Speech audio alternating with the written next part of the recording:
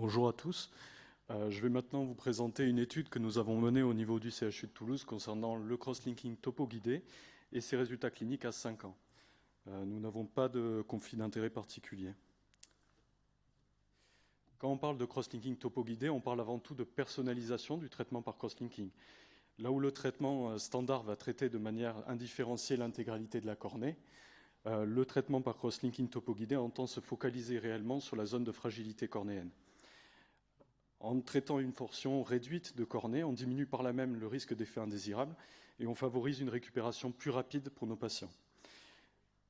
Au-delà, en permettant un aplatissement plus important du rayon de courbure, le cross-linking cornéen topo-guidé permettrait d'améliorer de manière plus importante l'amélioration de l'acuité visuelle et donc de maximiser les chances de récupération visuelle en post-opératoire. Concernant l'objectif principal, il s'agissait d'évaluer l'efficacité du cross-linking cornéen topo-guidé dans le kératocone évolutif sur une durée assez longue de 5 ans.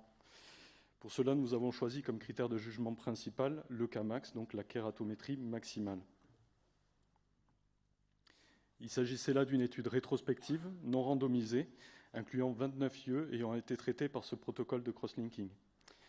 Les patients qui ont présenté une pathologie oculaire intercurrente ou bien qui ont reçu une greffe de cornée ou un anneau intracornéen ont été exclus de l'analyse. Les différentes valeurs kératométriques ont été relevées à 3 mois et 6 mois, puis tous les ans sur l'intégralité de la période et jusqu'à 5 ans. Concernant les résultats topographiques, ils étaient particulièrement intéressants parce qu'on a réussi à montrer une diminution statistiquement significative du Kmax et d'une amplitude assez importante de moins 1,7 dioptrie.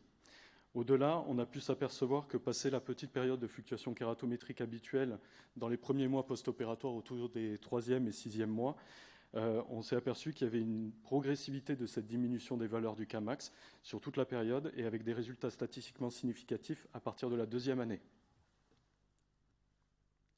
En termes d'acuité visuelle, là aussi, les résultats étaient assez encourageants, puisqu'on a pu mettre en évidence une certaine tendance à l'amélioration de la meilleure acuité visuelle corrigée, même si ces résultats n'ont pas pu être marqués par une significativité statistique, probablement dans un cadre de manque de puissance.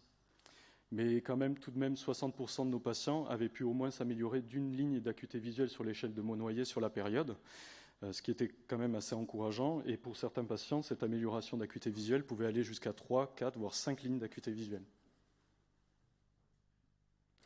À notre connaissance, il s'agit de la première étude qui montre l'efficacité du cross-linking cornéen topo-guidé dans le cadre du kératocone évolutif sur une période aussi longue.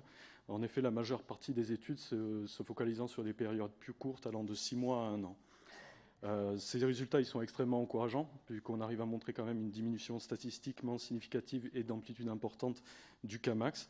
Toutefois, on a conscience que ces résultats ils sont plus exploratoires à ce stade qu'autre chose et qu'ils auront besoin d'être confirmés par des études plus grandes avec des cohortes de patients plus importantes. Voilà. Merci beaucoup pour votre attention.